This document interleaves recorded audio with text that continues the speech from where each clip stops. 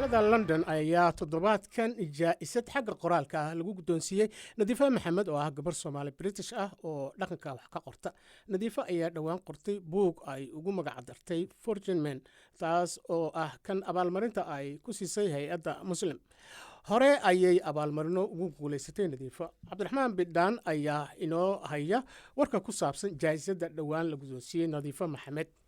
dalkan Ingiriiska waxaa lagu siiyey abaalmarinta loo yaqaano Alhambra Awards for Excellence ee ay bixiyaan ururka saxaafadda weyn ee muslimiinta dalkan ee la yiraahdo Muslim News. qoraaga Soomaaliyeed ee Britishkana ah waa Nadiifa Maxamed. Nadiifa haddaba kuma cusba qoraalka, waxa ay ku soo guuleysatay inay buugaag badan qorto. Imikase waxaa lagu siiyey buuggeeda Fortune Man la yiraahdo oo ka dhigan raggii janaalayaasha. buuggaasi ayaa caalamka aad looga soo dhaweeyey, iyadoo Nadiifana wadamo badan ku faafisay buuggaasi oo ay ka mid yihiin dhawaanaha Norway iyo Mareykankuba. buuggan ayaa sidaad ogtiin waxa uu ka hadlaa Maxamuud Xuseen Mataan Allah u naxariiste oo ahaa ninkii ugu dambeeyay lagu daldalo gobolka Wales ee dalkan Ingiriiska. ninkaasi la daldalay ayaa waxa lagu daldalay si sharci darro oo aan xaq ahayn. marka waxa dhacday inuu isagu ahaa nin soo haajiray oo ka yimid Soomaaliland waqtigii uu Ingiriisku haystay, isla markaasina dalkan Ingiriiska yimid oo isagu ahaa dadkii la oran jiray siimaanada ee hore. buuggaasi haddaba taariikhdiisu way dheer tahay, qofkii akhriyi karana waa akhriyaya. waxaan ognahay in ay qortay Nadiifa Maxamed buugaag kale oo badan oo ay ku heshay magac weyn iyo jaa'isado badan oo caalami ah.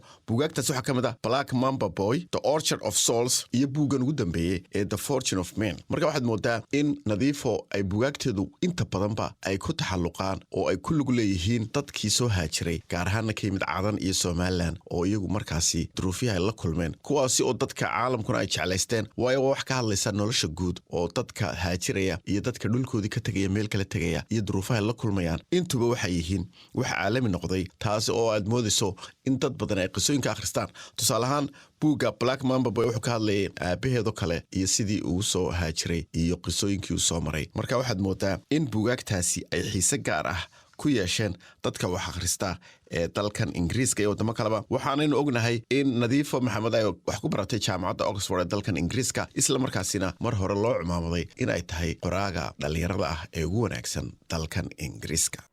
waa tahay mahadsanid Cabdiraxmaan Bidhaan.